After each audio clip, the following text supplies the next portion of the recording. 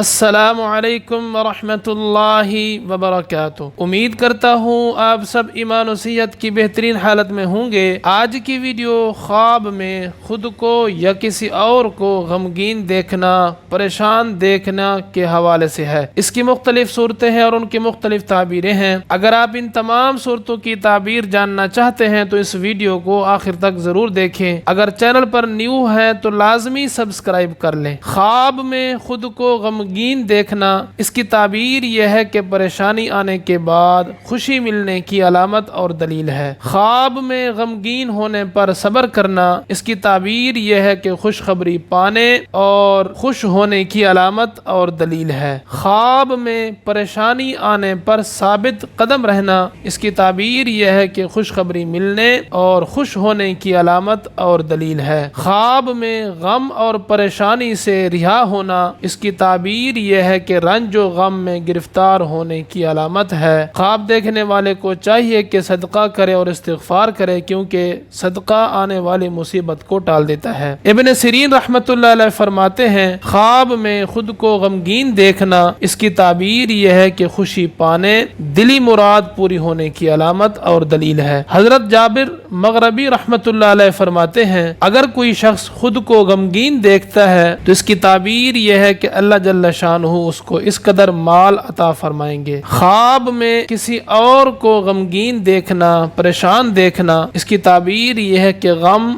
اور تنگی کی علامت اور دلیل ہے۔ امید ہے یہ ویڈیو آپ کو پسند آئی ہوگی۔ اگر پسند آئی ہے تو اس کو لائک اور شیئر ضرور کریں۔ چینل پر نیو ہے تو لازمی سبسکرائب کریں، گھنٹی کے بٹن کو ضرور کلک کریں تاکہ ہماری ہر آنے والی ویڈیو آپ کو سب سے پہلے مل سکے۔ اللہ تعالی ہم سب کا حامی و ناصر ہو، آمین ثم آمین یا رب العالمین۔